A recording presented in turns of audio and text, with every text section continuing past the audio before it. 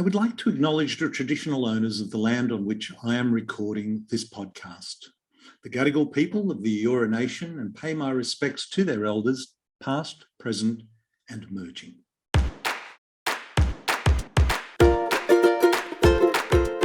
Hello and welcome to Unstress. My name is Dr. Ron Ehrlich. Well, today we are going to be exploring the man cave. It's a part of a life that I have over the years found myself crawling into and out of many times, but I think what I've referred to as the man cave is a little different, but connected to what we're going to be discussing today. My guest today is Matt DeFina. He is head of programs at the Man Cave. Matt has always been driven to find the potential in himself and others and to create environments where people can flourish. Through the Man Cave, Matt now wants to give young men experiences that will expand their view of what is possible in life for themselves and in their deeper relationship with others. While Matt was initially working in corporate consulting, his desire to contribute directly to social change and lead a values-aligned life led him to throw in a promising business career and take up a full-time role at the Man Cave. Now a registered psychologist, Matt used his studies to gain knowledge and skills in ethical psychology practice, gender stereotypes, leadership, and how to create organisations and communities that bring out the best in people. I love talking to Matt. It was such an important and empowering conversation. I hope you enjoy this conversation I had with Matt DeFina. Welcome to the show, Matt. Hey, Ron. Thanks for having me today. Matt, I've been looking forward to this because, when I saw that your organisation, the Man's Cave, funnily enough, it resonated with me. It's a term we've all heard about, and I know that I feel like I've crawled in and out of that cave throughout my life. But tell us about the Man's Cave. What is the Man's Cave? Yeah, sure. Well, also just want to say thanks for having me on today. And before I go, I just want to say I love what you do, and I think good.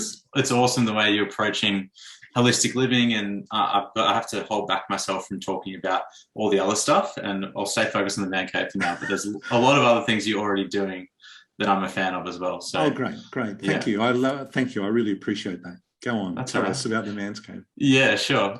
So the Man Cave, we started in Victoria in 2014, and really the two guys that started it, Hunter and Jamin, looked at the statistics around suicide, depression, anxiety, mental health, and realized obviously that there was a really high prevalence of this towards teenage boys.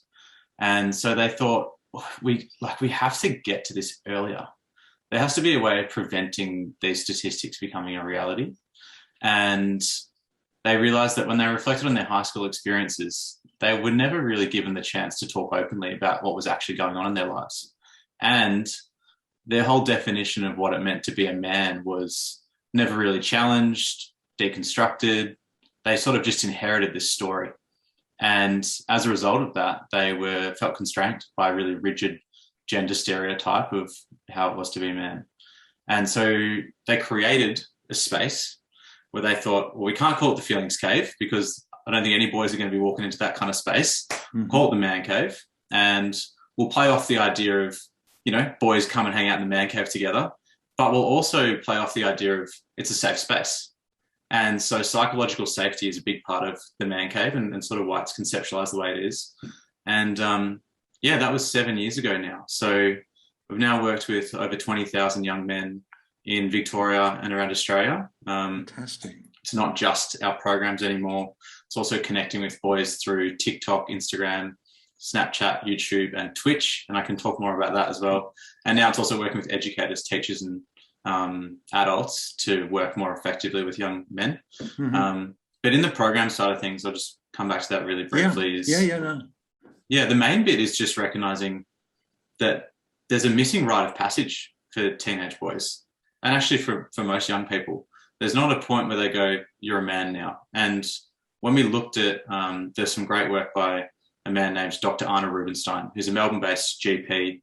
Many years ago, realised that he was seeing lots of teenage boys come through his medical clinic around 15, apathetic, couldn't connect with them, and started looking into what was going on.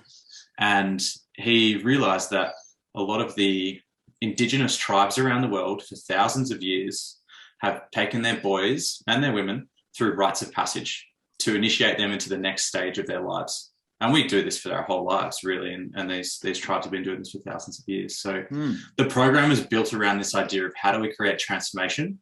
How do we not just come in and go, all right, boys, you're going to sit down for an hour and listen to everything that's wrong with masculinity, which is not how we do it, I can tell you now.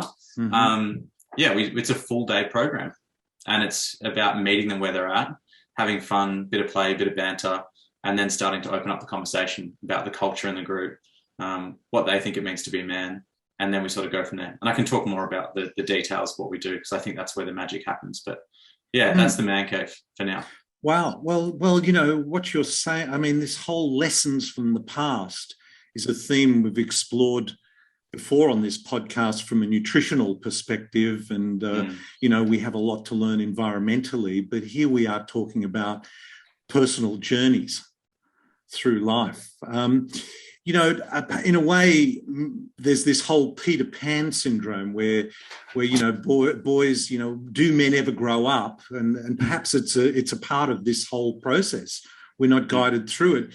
Do you think? I mean, what is part of the program? Well, how do we guide our young boys through that through the program? Give us some examples. Yeah, absolutely. And there's some amazing stories I could tell you, and I will. I think the first thing I'd say is just the context of right now is we're also seeing, you know, boys and young men are missing out on so much, and all young people are, because they're not in school face-to-face, especially in New South Wales and Victoria. Yeah. And they're not getting a lot of those formative experiences they usually get. And so you're then adding social media on top of that. You're then adding, you know, gaming and different things, and intergenerational misunderstandings within households. And it's just a really hard time to be a young guy. And then there's, you know, conversations that have been happening this year that are really important conversations around consent, around sexual assault, that it's important that we enroll young men in those conversations as well. Yeah. So I think I just wanted to paint a bit of a picture for the context we're working in right now as well, because it's sort of changed in the last few years, and the way we work with boys and the way we connect with them has had to adapt to do that as well. Which is more the online space. But I'll tell you a story about a workshop I was in when we were face-to-face, which wasn't too long ago. In the main part of the day, we hold an activity called Spectrum, and we get the boys to basically vote with their feet in a room. And so we'll ask them simple questions like, do you prefer Snapchat or TikTok to start with? And they'll show us, they'll stand in a line along that line. So I'm in that room this day and sort of doing that. And then we'll go cats or dogs, bit of fun, you know, where are you on the line? Which ones do you prefer? Eventually we step them down. And on this day, we step them down to the question of who feels like they can be their whole self at school and who feels like they can't. Wow. And where do you feel like you are on that spectrum? And we just watch the boys. I just watch the boys slowly sort themselves out. And most of the boys were like, yeah, we feel like we can. But there was 3 or 4 boys on the side of the room that were like, couldn't be closer to the wall. And so we started having a conversation with them. And this one boy, his name was Toby. We said, why do you feel like you can't be yourself right here? And this was a few hours in. So we'd sort of created the safety in the group and stepped them down to this point where they started to recognize we were going to have some more real conversations. And Toby just said, well, last year I opened up to my mates that I was struggling, and they went and told everyone at school, and it got spread around as a rumor. And so I just decided from that day that I could never tell anyone about my emotions, and I've just got to keep them to myself. Wow. And I was just standing there watching him, just thinking, that's a moment for him as a 13-year-old boy where he's put on that first bit of armor. He goes, it's not safe to talk openly. You know, we talk a lot about in the social discourse about men need to open up more and talk more openly. And sometimes I think it's missed that maybe those messages are confusing, but also there's experiences like that have informed their reason for creating some of that armor. And yeah, we then had the conversation with him and basically enrolled the rest of the room in realizing that it wasn't just Toby that was suffering, because all of them were playing into that feeling that they couldn't talk openly with each other. And we then went into an exercise next, which is called a check-in, which is where we get the boys to openly talk in front of each other. So we're not talking about mental health or masculinity. We're actually getting them to start to practice breaking down some of those barriers. And yeah, I've seen some incredible check-in circles. Where boys... How big is the group you're working with? Yeah, so we'll keep it between 30 and 40 boys maximum. Wow, that's still quite a group. Yeah, it's pretty rowdy to start with. Yeah. And it's always different depending on the school we go to. But yeah, 30 to 40 boys, 2 or 3 facilitators who are guys that are in their 20s or 30s that are healthy male role models that can hold a group of boys, can have the banter and the play, and then also tell their own story really powerfully. They've got the training in mental health first aid. They've got the facilitation training. They can engage with the boys, and then they can also, be real. And I think that's one of the things that is really magical about what we do, is these men coming in and just showing the different versions of masculinity that the boys can be, and also showing the range of masculinity that you can express within yourself. Because I guess one of the key lessons for the boys is we're not here to say masculinity is wrong or it's a bad thing, because it's not. It's a beautiful thing when you learn to do it effectively and healthily. We're trying to teach them how to embrace more of their humanity, and especially parts of their humanity and their emotional experience that they've had that maybe they've been told they shouldn't have as they grow up. Whether it's like, don't cry, toughen up, simple messages that had maybe been passed on from older generations, where it's like, you just got to get on with it. These boys are starting to internalize those ideas. And then, of course, this is what we're seeing years later, where they decide that they can't seek help, or they get angry because they start to feel emotional and they've been told their whole life that to feel emotions is not a good thing. I think the importance of those role models is really a critical part. And we don't want it to just be us. We want to keep training adults and educators and other people to be able to do it in their own communities. Yeah, it's like playing tag and passing of the relay along, giving them the baton to run on. I mean, when I think of myself in growing up in the 50s and 60s and 70s, this was the time when role models for masculinity were very much dictated to by movies, and now it's become, in one sense, it's become more complicated. It has become more complicated, but it's an exciting time too. I mean, the stories that people are getting are coming from the news, social media, and advertising. And not many of those, well, this conversation is an example of a difference, isn't it? And what you guys are doing. So at least it's kind of balancing out this bombarding of images and information that kids are exposed to. How do we navigate that social media minefield? Yeah, and I know you've had some experts on your podcast that know this space really well as well. And it's a much more complex time now, isn't it?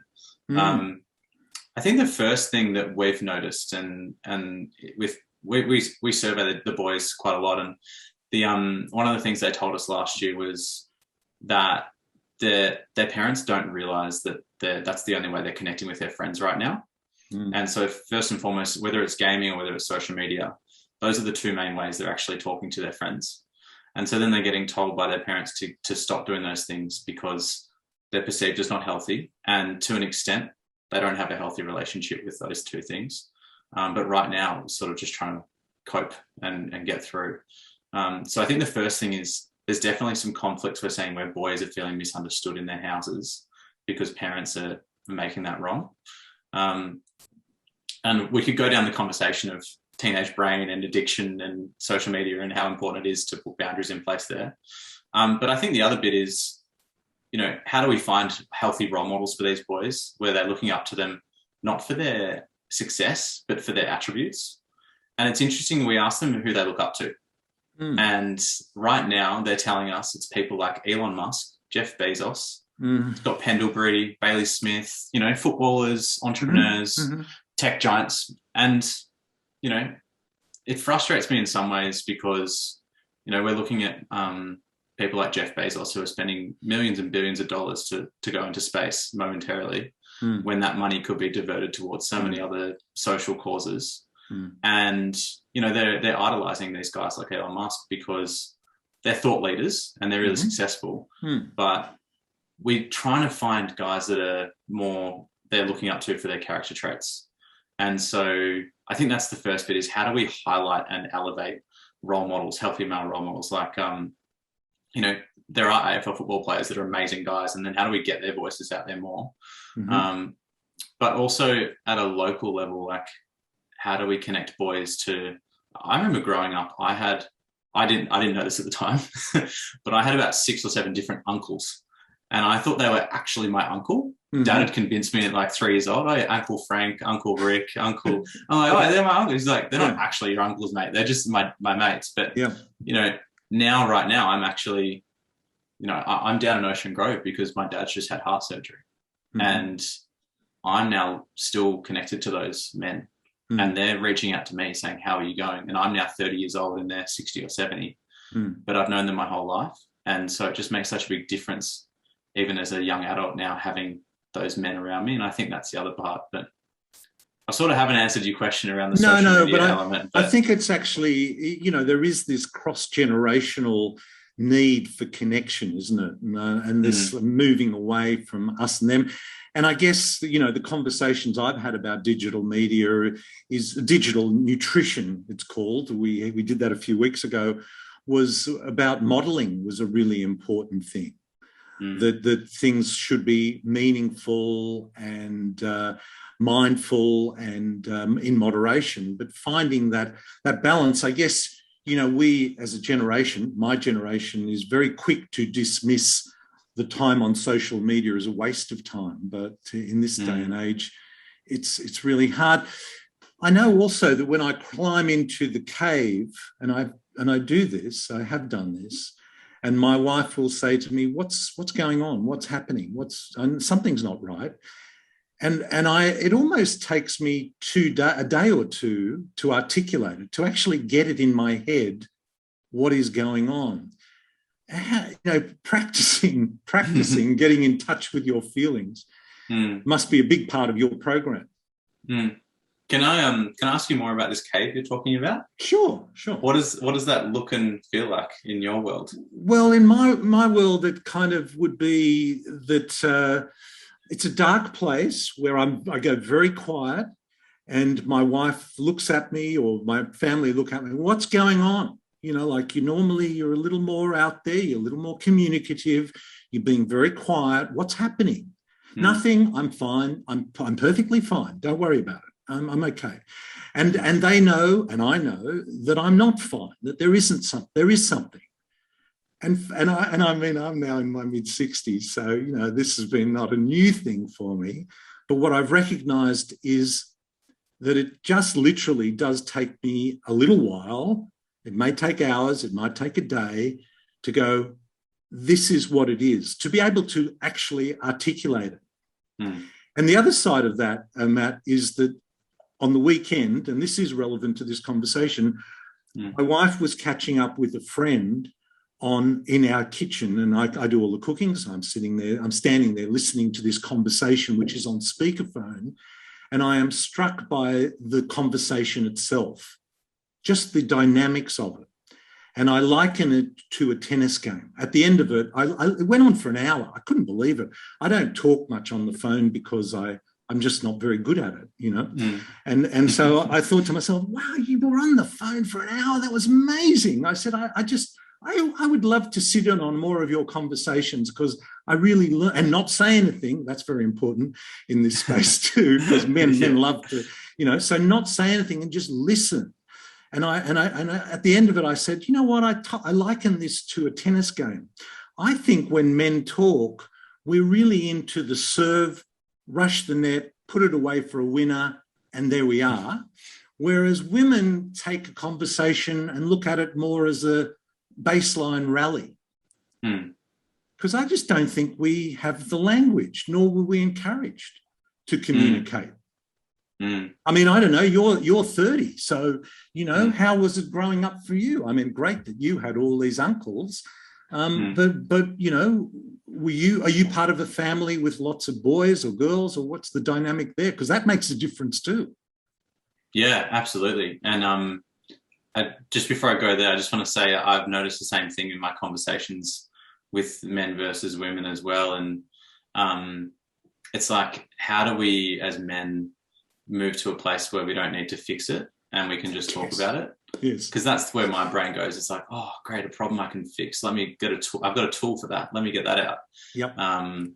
And yeah, I'll talk more about maybe how a check-in works, because I think that sort of let's talk about to create that space. Yeah, let's check in. Let's talk about that. Yeah, sure. We can do one as well if you like. Sure. Look, Matt, when I saw we were talking, this is a little indulgent because, Matt, no one's listening, so don't worry. This is just you and I. But I thought, wow, this is so cool. I need to check in with the man cave. Go on, let's do a check-in.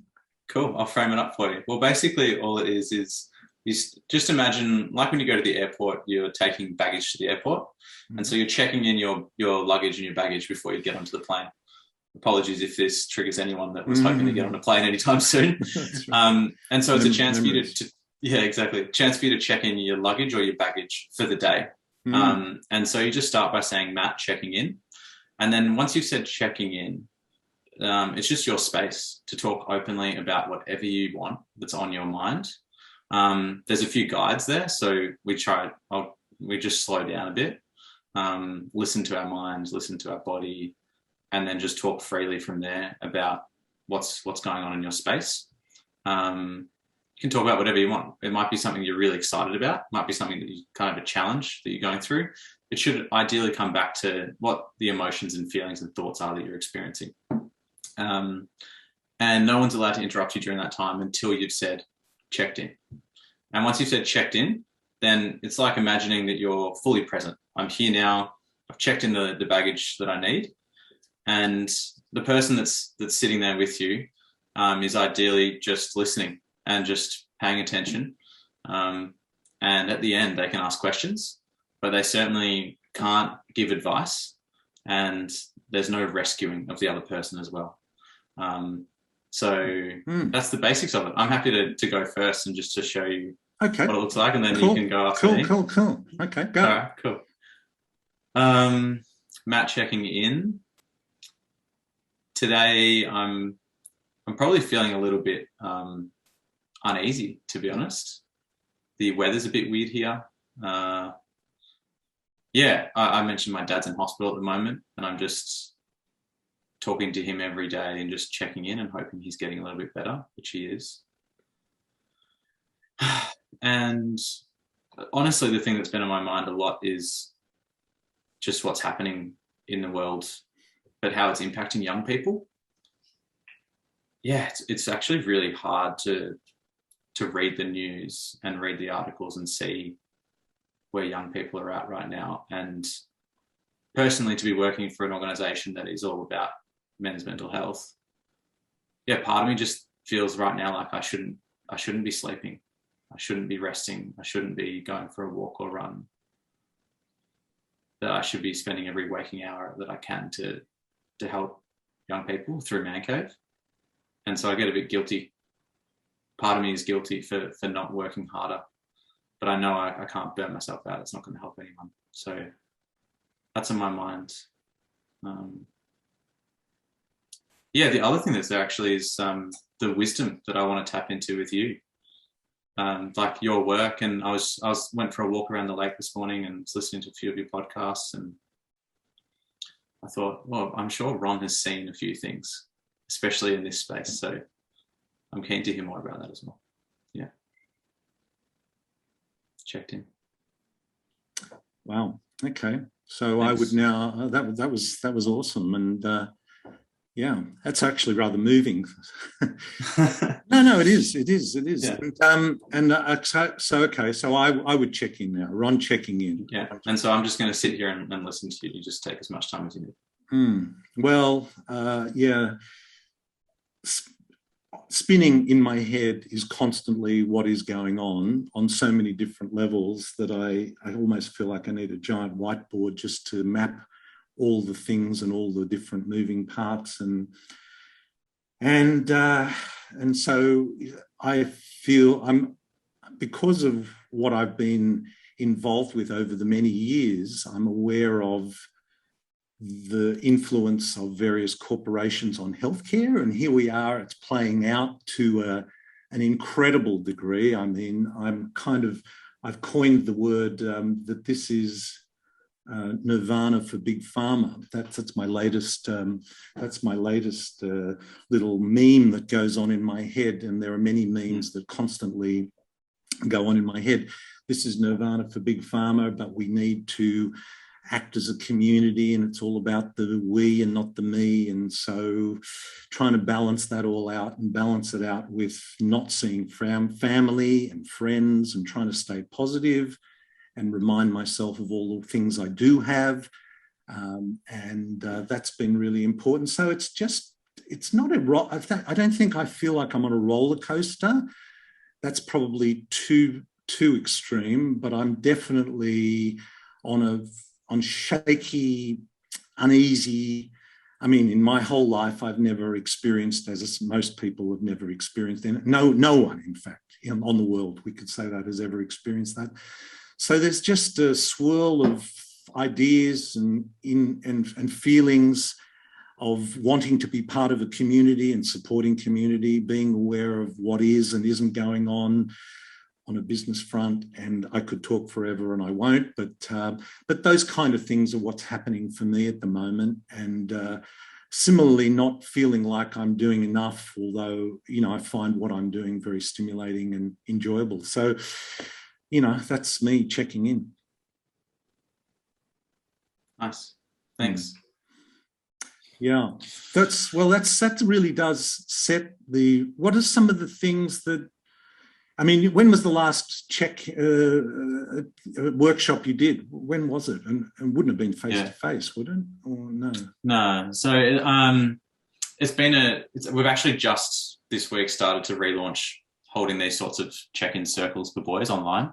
Yeah. For anyone around Australia that needs it. But we haven't run a face-to-face workshop for a few months now. And so we've put our time and energy into how do we meet boys where they're at online. And hence the creation of Man Cave TV in partnership with Movember, and just basically going to the source of it. So, thanks for doing the check-in as well. I think that the great thing about it is because you're not going to get in. Well, maybe I'll just ask you what you thought about doing it. Look, it's funny because I did this thing with Sarah Woodhouse a few months ago about feelings and trauma, and saying, get in touch with your feelings. And I went, yeah, look, that's a great idea, but how do we do that? And she said, practice, just keep practicing. And then I did another one with somebody who was talking about fussy eaters. And I said, yeah, well, you keep offering people food, but what if they just don't want it? Be persistent, practice. So I thought, wow, there's interesting. That's one way of dealing with feelings, another way of dealing with fussy eating. It's another one dealing with a whole range of things, communication. This is about practicing. You might feel uncomfortable about it the first time, but the second time you'll feel less comfortable about it. And hey, if you play the long game called life, then maybe, by the 20th or 30th time, you're kind of getting the hang of it. I'm a slow learner. I'm slow on concepts, but once I get it, I get it. And I guess persistence and, so I felt like, I don't often ask to check in. Maybe I should start my day with my wife. Hey, okay, this is Ron checking in. How are you feeling? I'm not going to interrupt. It's interesting you should say about fixing things too, Matt, because I said this when my daughters were married. I said I get on really well with my son-in-laws. I love them dearly. And I said to them, I'm going to give you some advice now. I'm going to give you some advice, and the advice is this: when your wife tells you a problem, even when you know the solution is so obvious. It's just as simple as this. Don't do that. Don't do it. Just say, wow, that's really interesting. How does that make you feel? You know, when they present you with the problem, because in my experience, the thing women are really good at doing is discussing and talking and communicating, and they're not fussed about the solution. It's the process, which is more, which is as equally important as the solution. And like you said, you'd love to jump in, and I think that's a very male thing we need to unlearn. Yeah, exactly. And I think the check-in, the beautiful thing about the check-in as a tool, as a starting point, is it creates a grounding. I know now where you're at as well, and you know where I'm at in my day in life. But it also, it is giving the permission and the space and the tool even to then actually be able to talk. And I generally think that men do want to talk. They do want to talk openly, and it's part of this social idea that we don't, but we actually really do. And sometimes when we do start to talk, sometimes people around us can be so excited we're actually doing it that it's almost like repulses us from doing it again. Or they jump in and try and fix it for us if it's a mate or if it's a partner. And I guess I'm wondering, what's like, I'm a psychologist as well. I'm thinking about, one of the big areas I'm really passionate about as part of our work as well as the mind-body relationship. And, what role, how do you connect to your feelings and emotions? And also what happens to your body when you repress or suppress those emotions for years and years and years. And that's why, years later, it can be really hard to feel some of these things because you might have spent years pushing it down and making it wrong. And one of the bits we do is, this is maybe a bit for you as well, is just to tune into your body as a starting point. How does it feel? And I think that's a core driver of a lot of the illnesses we're seeing and a lot of the behavior we're seeing in modern society is a disconnection from the body. And as I've connected more to my body and started to even do detoxes from sugar, caffeine, alcohol, all those things, I go, I'm not treating my body respectfully. I'm like basically farming my body to get as much out of it as I possibly can so that I can get as much work done as I possibly can, and just feeding into this whole, modern industrial age of just, work as much as you can to get as much out. And then when you're done, you sort of go to your deathbed and that's it. It's not really satisfying for a lot of us, but yeah, when it comes to this, and I guess I'll try and bring it back to the boys, but also to what is most valuable for your listeners is, where do you start? And I think that the check-in is just one of those tools where you don't, because of how it's structured, it's just, you both kind of know the rules and you just do it. And you said it's like practice, we think about it like a gym. It's like the emotional gym. And you go, the first few times you do it, you're going to feel pretty sore. It's going to be a bit weird. But as you get more practice at doing it, it's going to be more natural. And then, you still got to keep going. It's not like you're not going to the gym so that you never have to go again. It's just part of life. Yeah.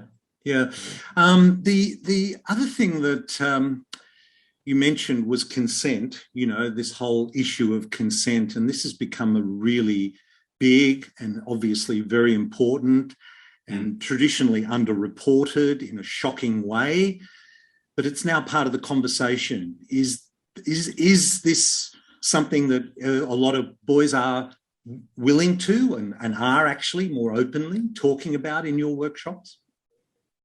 Yeah, it's been very confronting.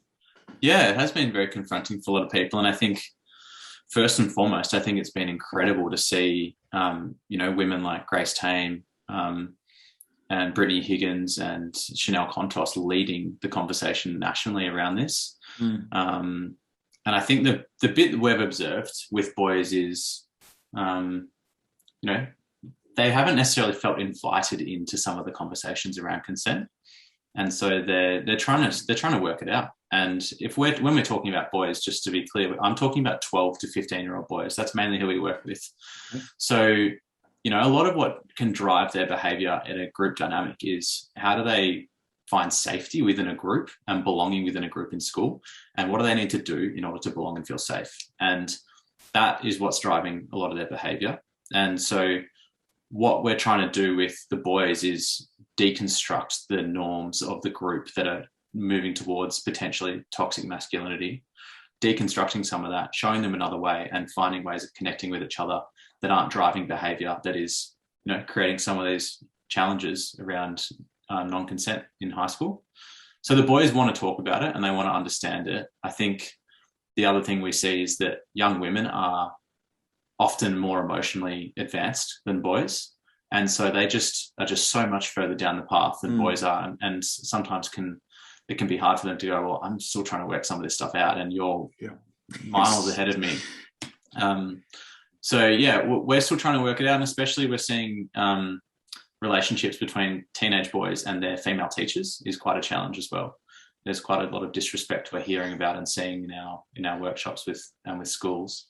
And so we're looking at, how do we work with the boys effectively, but also how do we enroll even the male teachers to really be powerful allies at a school to show what it looks like to be respectful and to empower female teachers at that school in front of those boys. But basically where we got to with the consent work, we asked them some questions around what they think consent means, and their definitions for the most part were spot on in terms of legal definitions, and 90% of them thought, I know what consent means. The challenge that we see, and then this is the bit that we think needs to go next, is helping boys understand the power dynamics within genders as well, and helping them realize that there is a difference between whether you're a man or a woman in the power dynamic within society right now, and that can influence whether you get consent or not in a relationship. And how do we help boys navigate that in a moment-to-moment basis and check in with their values and check in with the kind of man they want to become? Because then I think that's where we're going to start to help have boys and young men that are acting more from a place of character and care. So that's a little landscape what we've seen with consent. I mean, this comes back also to modeling, doesn't it? Because the type of relationship that is modeled within the home, and this is another thing about another issue that's getting a lot of attention, and rightly so, and long overdue, is domestic violence. So if disrespect and actually domestic, violence, it doesn't have to be just physical violence. It includes emotional violence.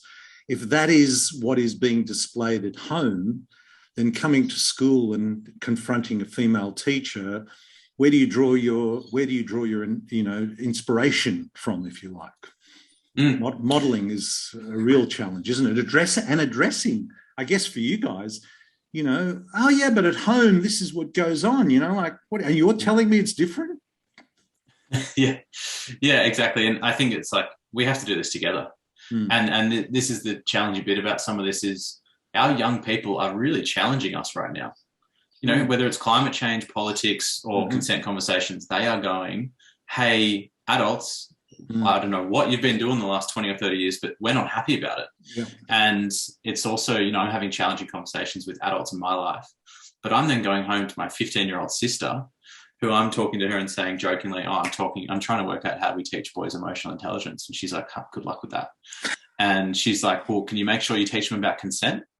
And I'm like, here's my 15-year-old sister going, well, make sure you talk to them about this. Yes. And I asked for her help, and she wasn't all that willing to engage in helping me. But, I guess the thing I'm trying to say is, like, how do we do it? Because young people are also challenging us to let go or evolve our own notions of certain ideas, and especially around gender norms and roles. And that's one of the big things that's really shifted, as you said, in a really positive and exciting way.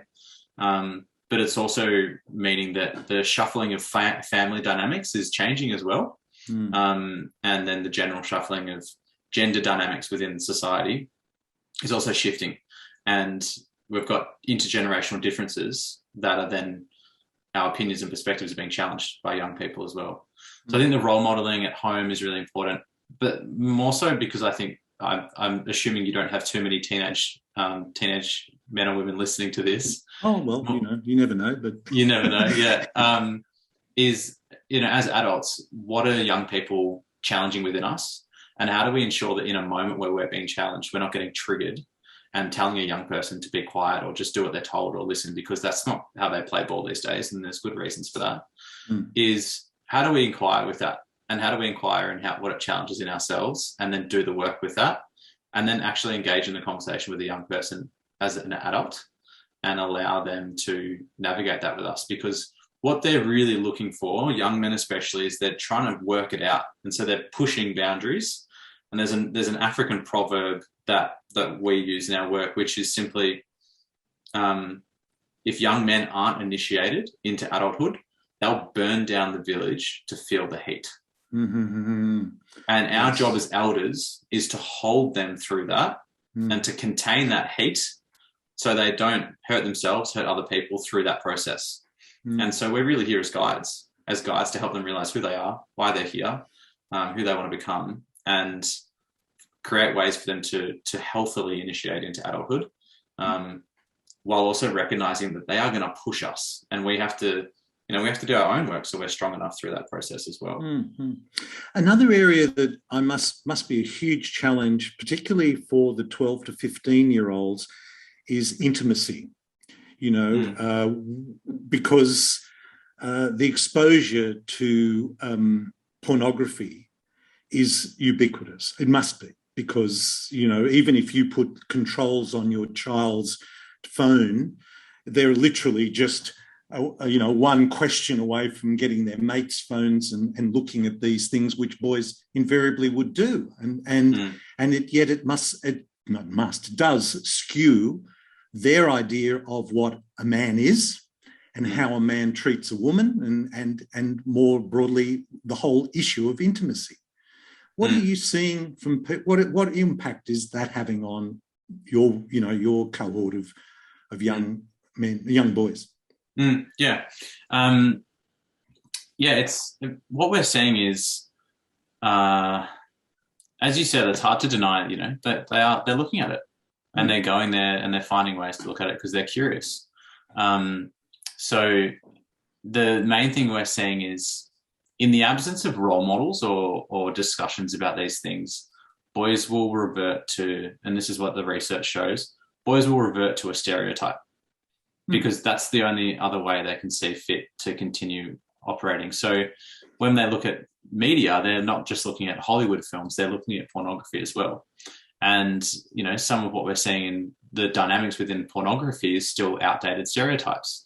The male is dominant, the female is submissive, and, that's then their model for how they need to be in the bedroom. Then we're layering on top of that a masculine identity at a group level with a group of mates at school who think that that's what it means to be a man, because either they haven't had someone else show them an alternative, and they're just trying to get through high school. So, I remember at high school, there was a moment with my mates where there was a few of us that had sex before anyone else. And I felt so cool being part of the sex club at high school. I was not ready. I was not ready to do that at that age, but I just wanted to be one of the cool guys that then had his social identity safe and protected. But from that point forwards, I was safe. For the rest of high school, I was safe because everyone knew I was a man. So what we're trying to do is, how do we, around pornography, first of all, as adults, bravely enter that conversation? Because I find it hard to have that conversation. It's uncomfortable for me as well. And then how do we, again, connect boys back to, what kind of relationships do they want to have? But also, there's a layer here we haven't really spoken about, which is the objectification of women within their lives. And if I think back to, again, my high school experience as an all-boys private school, great high school, but very much hooking up, as it was called back then, hooking up with a girl was then guaranteeing me social status points on a Monday morning in high school. Going further than that was even more chance that I'd secure my identity within that environment. And so, unfortunately, it came to be that we would often objectify those young women because they were ways for us to gain reputation points within our own schoolyard.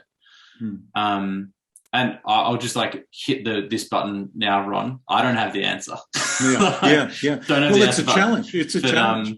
But I guess acknowledging it and starting a conversation rather than pretending it's not there. Pretending it's not there is probably the worst way of dealing with it.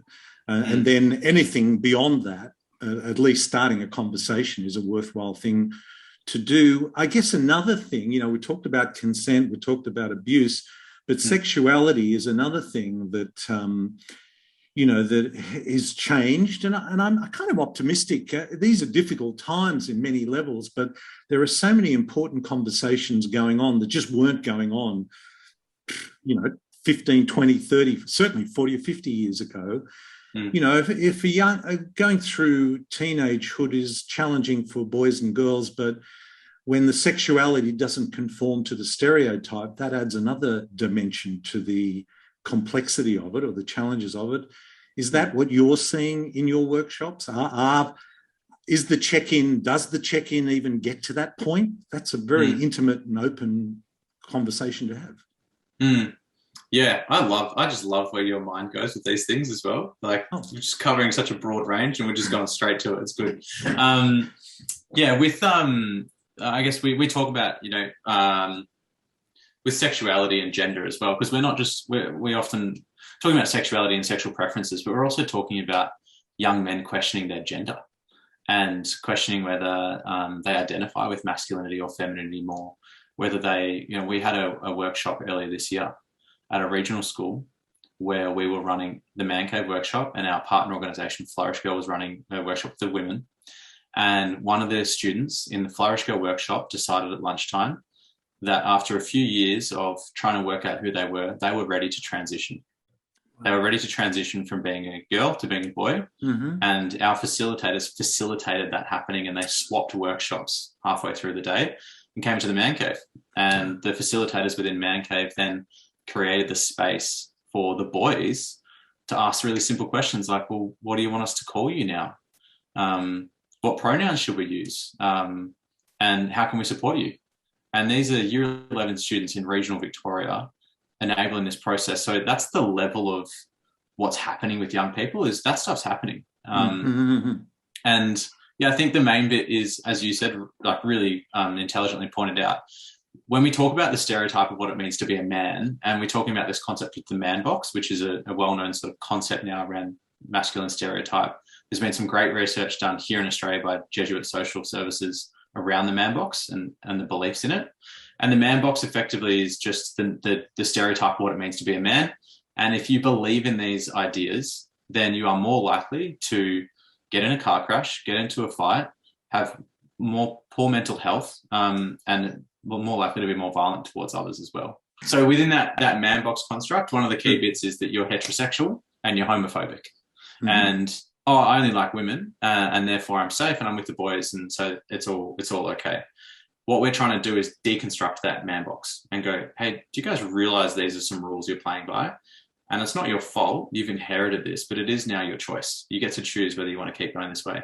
And so, yeah, we are seeing a lot more boys now deciding, well, actually, maybe they don't feel like they are gay or not, but they just want to explore it, and they want to be supported by their friends to do that. And it's incredible watching young men support their mates. And there's always this tipping point where a young boy, we talk about it from the perspective psychologically of, if you're about to say something in front of a group that feels like it challenges your identity within that group, it does feel like you're about to jump off a cliff, because you're inducing the fight, flight, freeze response, the amygdala hijack response, which is saying you're not safe here.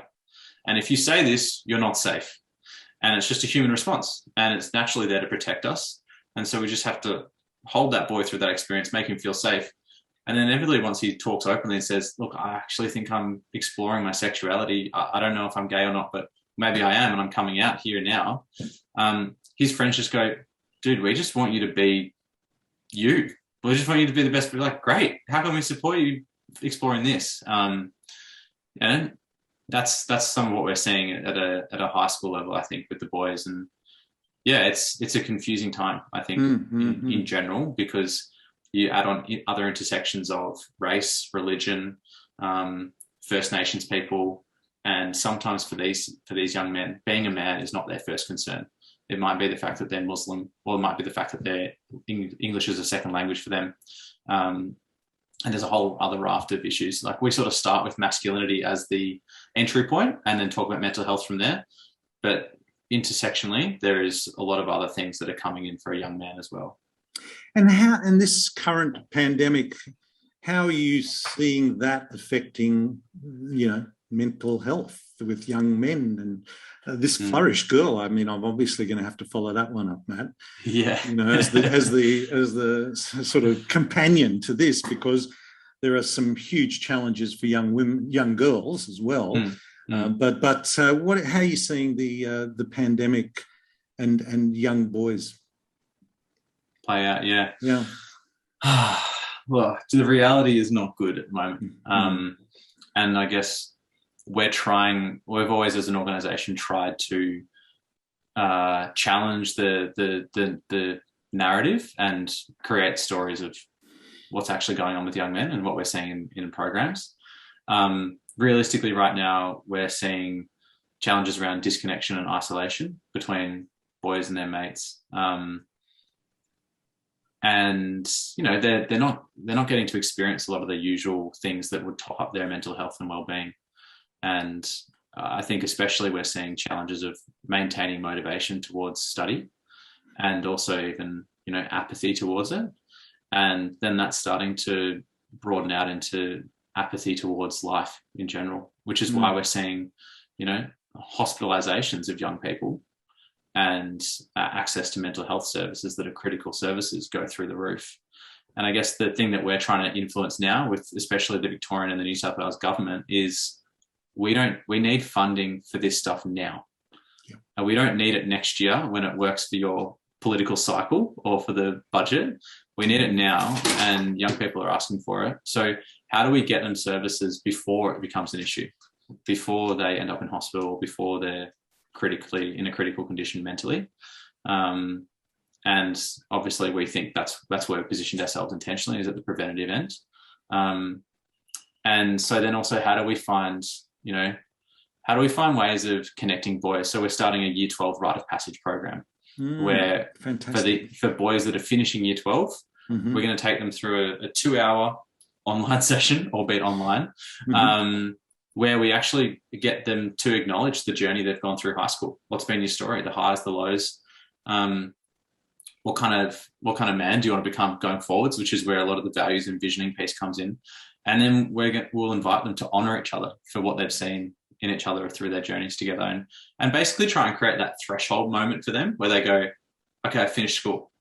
And because we're not in physical spaces together, that's not happening a lot. So yeah, the challenges I think with young men as well is they're not in control of their environment like we are as adults in many ways. And so being at home, the family dynamic is more important than ever. And you've then got, adults that are stressed because they're trying to adapt in their own way.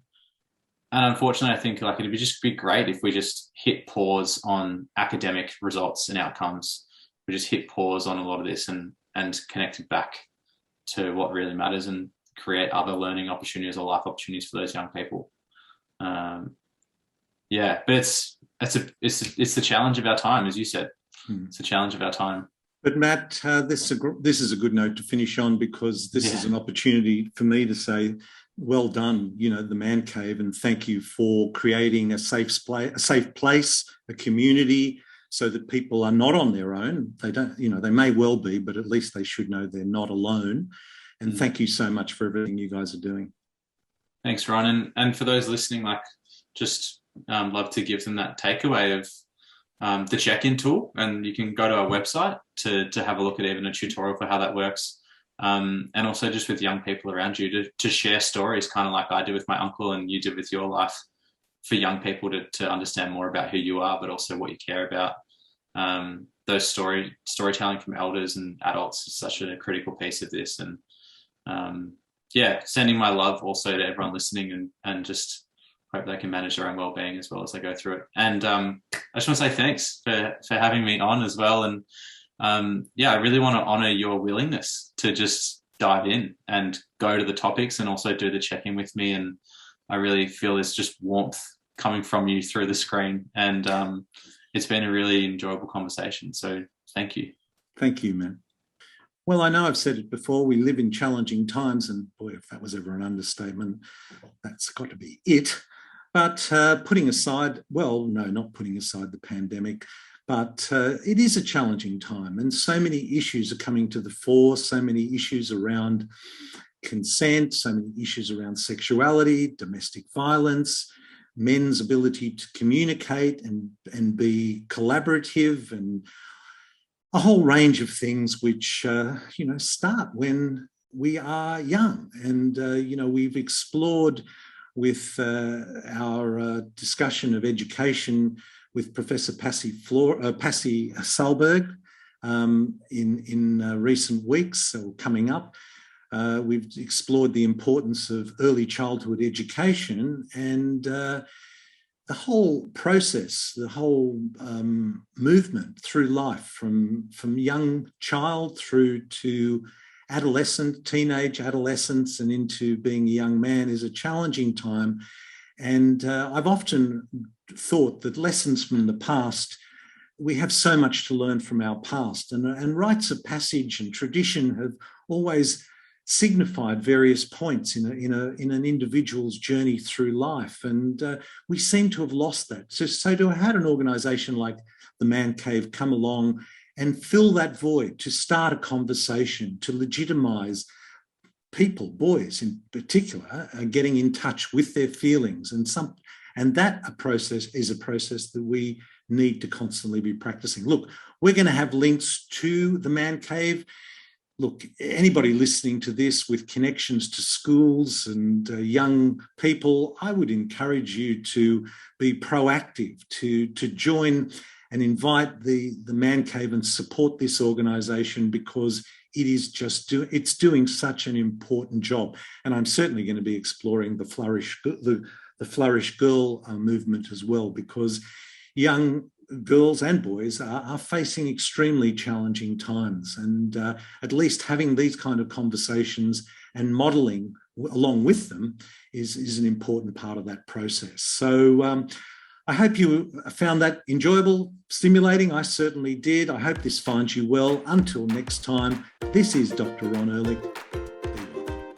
This podcast provides general information and discussion about medicine, health, and related subjects. The content is not intended and should not be construed as medical advice or as a substitute for care by a qualified medical practitioner. If you or any other person has a medical concern, he or she should consult with an appropriately qualified medical practitioner. Guests who speak in this podcast express their own opinions, experiences, and conclusions.